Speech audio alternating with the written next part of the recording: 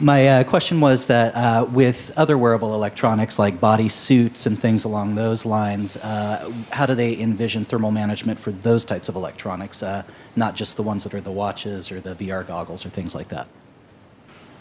Yeah, for instance, I'm working on a project right now. It's a medical device that's to be worn against the skin.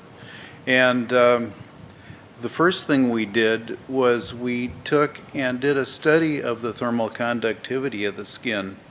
The body has a core temperature of around 37 degrees Celsius, plus or minus a couple tenths for a healthy person. When we did this thermal study, we were actually able to build a model of the flesh over the core temperature. And then after that, we take and we do a CFD analysis of the unit that's being worn against the skin. And as was mentioned, while the touch temperatures for the hands and everything are somewhat higher, if you have something in permanent contact with the skin for several hours, you can actually cause damage at around 43 degrees Celsius. So we tend to design the unit so that it doesn't get much above 40 to 41 Celsius. And the only way to do that is to keep hot components away from the skin side and make sure that most of that heat leaves through the part that is away from the skin and radiated and convected out into the air. How well does that work then if they're wearing like clothing or a jacket? Well, that can be a real problem.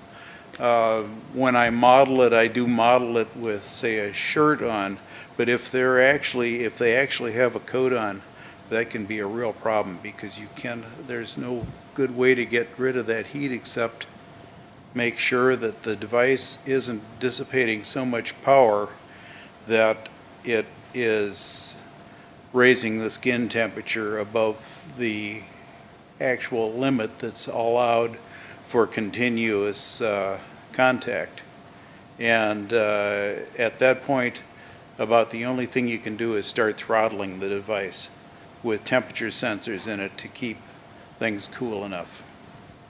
And I'd like to reinforce Guy's position on that. If you look at the IEC international standards for temperatures that are allowed to come into contact with skin, once it's allowed to be in steady state contact, it's basically skin temperature that they're allowing, almost no temperature rise at all.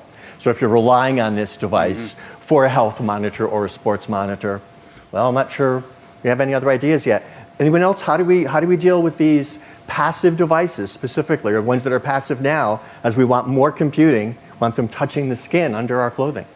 Anyone? Andy?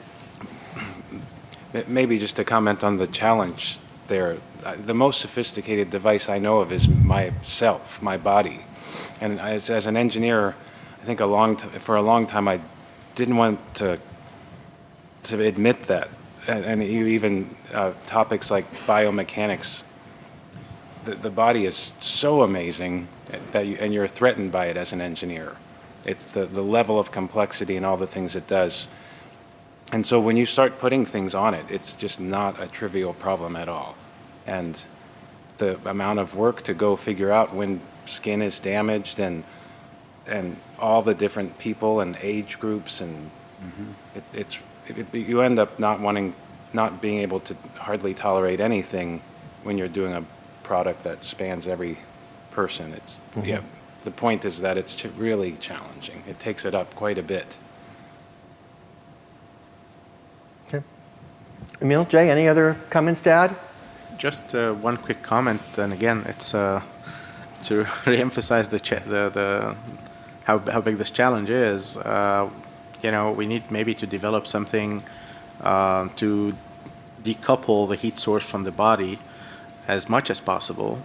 And we never thought, in thermal management much about insulation. We're always trying to spread the heat and trying to, isothermalize something. But when it comes to permanent or constant contact with the skin, this is something worth looking at, how we can actually insulate and protect the skin and direct the heat away in a different direction. Oh, there we go. If I'm not mistaken, the translating Google earbuds actually rely on computational power on the user's belt. Okay. Absolutely. I think as long as you don't put that on your head, then it's challenging, but we will find a way to manage the heat. But if it is on head, then it's very challenging.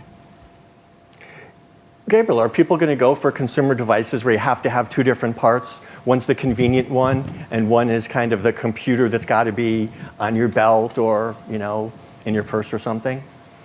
The example was given about the cloud, right? This is, Emil, I guess, talked about that.